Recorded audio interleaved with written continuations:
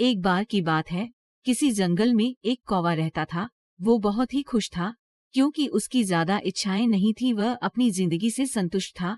लेकिन एक बार उसने जंगल में किसी हंस को देख लिया और उसे देखते ही सोचने लगा कि ये प्राणी कितना सुंदर है।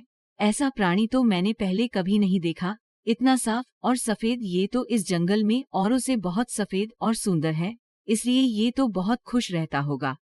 कौवा हंस के पास गया और पूछा, भाई तुम इतने सुंदर हो, इसलिए तुम बहुत खुश होगे। इस पर हंस ने जवाब दिया, हाँ, मैं पहले बहुत खुश रहता था, जब तक मैंने तोते को नहीं देखा था। उसे देखने के बाद से लगता है कि तोता धरती का सबसे सुंदर प्राणी है। हम दोनों के शरीर का तो एक ही रंग है, लेकिन तोते के शरीर पर दो दो रंग है। उसके गले में लाल रंग का घेरा और वो सुर्ख हरे रंग का था। सच में वो बेहद खूबसूरत था।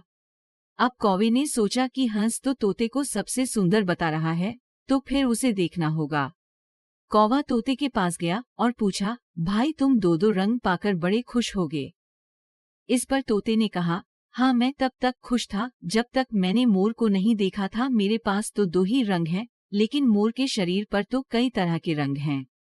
अब कौवे ने सोचा, सबसे ज्यादा खुश कौन है, ये तो मैं पता करके ही रहूंगा, इसलिए अब मोर से मिलना ही पड़ेगा। कौवे ने मोर को जंगल में ढूंढा, लेकिन उसे पूरे जंगल में एक भी मोर नहीं मिला।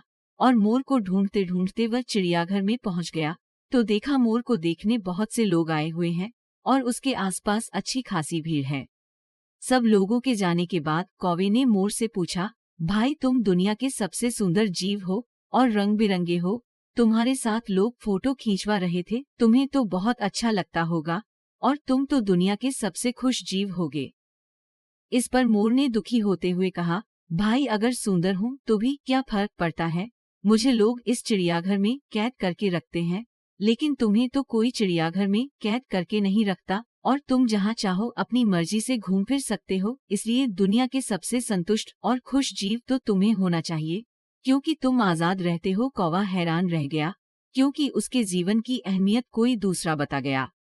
दोस्तों, ऐसा ही हम लोग भी करते हैं। हम अपनी खुशियों और गुणों की तुलना दूसरों से करते हैं, ऐसे लोगों से जिनका रहन सहन का माहौल हमसे बिल्कुल अलग होता है। हमारी जिंदगी में बहुत सारी ऐसी चीजें होती हैं जो केवल हमारे पास हैं, लेकिन हम उसकी अहमियत समझकर खुश नहीं होते। लेकिन दूसरों की छोटी खुशी भी हमें बड़ी लगती है, जबकि हम अपनी बड़ी खुशियों को इग्नोर कर देते हैं।